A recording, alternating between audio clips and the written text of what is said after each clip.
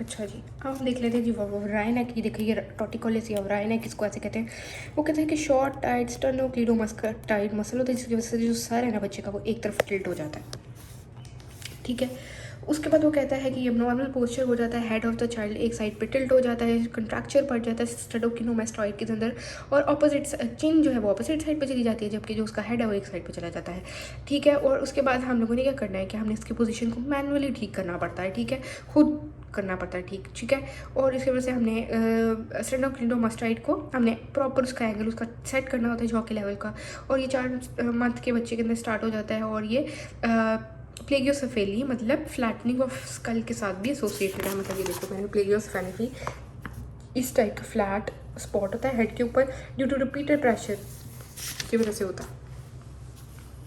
अच्छा, उसके बाद इसके अंदर प्राइमरी एबनॉर्मैलिटी हमें क्या आएगी, मस्कुलर टॉर्टिकोलिस होता है, मतलब कंजेनिटल होता है, पैदाइशी होता है, सेकेंडरी होता है किसी और प्रॉब्लम, ये न्यूरोलॉजिकल इशू या कोई आंखों का मसला था या इन्फेक्शन, मतलब 3 है कि कोई मसल का इशू था, कंजेनिटल मतलब पैदाइशी था, सेकेंडरी था मतलब कोई और इशू हुआ जैसे कि न्यूरो का इशू, आंखों का इशू, इन्फेक्शन, उसकी वजह से हो गया।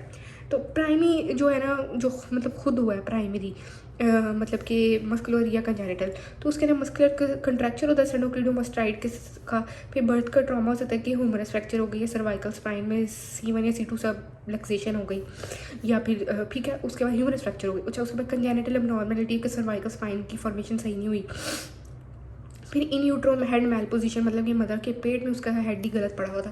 फिर कुछ हेरिडेटरी फैक्टर्स भी होते हैं कि फैमिली में था तो इसको हो गया। उसके बाद सेकेंडरी है कि कोई न्यूरोलॉजिकल प्रॉब्लम जैसे डिस्टोनिया या पोस्टीरियर फोसा का ट्यूमर वगैरह की वजह से हो गया। फिर ऑक्यूलर प्रॉब्लम मतलब स्क्विंट, जिसके आंख टेढ़ी होती है, विजुअल डिफेक्ट की वजह से हो गया। फिर बोन का इशू जैसे ऑस्टियोइडोस्टोमिया या विंग्स सार्कोमा की वजह से, ये दोनों बच्चों के ट्यूमर है, ऑस्टियोइडोस्टोमा और विंग्स सार्कोमा। ठीक है, उसके बाद हेड और नेक इन्फेक्शन वगैरह वायरल इन्फेक्शन हो गई, जैसे कि सर्वाइकल ग्लैंड्स की या रेट्रोफेरिंजियल कोई डिजीज़ हो गई, कोई एब्सेस आ गई जिसकी वजह से हो जाता है।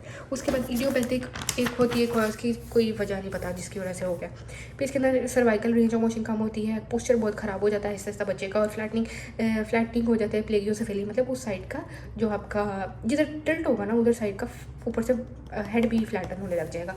उसके बाद फंक्शनल लिमिटेशन इतनी खास तो नहीं है, पर जाहिर सी बात है कि इम्बैलेंस आ जाएगा, और ठीक है, और प्रोटेक्टिव डिफॉर्मिटी है। उसके अंदर हम लोगों ने क्या करना है कि मैनेजमेंट करनी है हम लोगों ने। अगर तो कोई सेकेंडरी कॉज है तो न्यूरो है, ऑक्यूलर है, पेन है, एब्सेस वगैरह इन्फेक्शन है, उसको पहले ट्रीट करना है।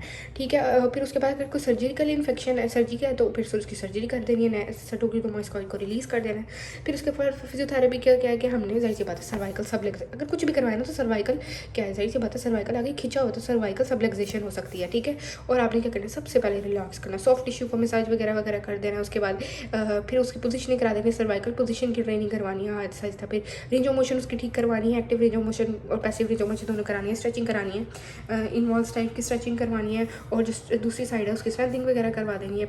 सर्वाइकल कॉलर या हेलमेट हम लोगों ने बच्चे को देना है, और इसके अंदर कंजर्वेटिव मेथड्स के अंदर यूज़ करना है। अगर जाहिर सी बात है कंजर्वेटिव अगर 1 साल से कम का बच्चा है ना, तो कंजर्वेटिव मेथड से आपने उसको ट्रीट करते हैं ना, सर्जरी के लिए नहीं आ जाना। ठीक है, और स्मॉल केसेस होते हैं कि जिसके अंदर आप लोगों को सर्जरी करनी पड़ती है। ठीक है, वैसे ही आपको एक्सरसाइज वगैरह उससे ट्रीट हो जाता है।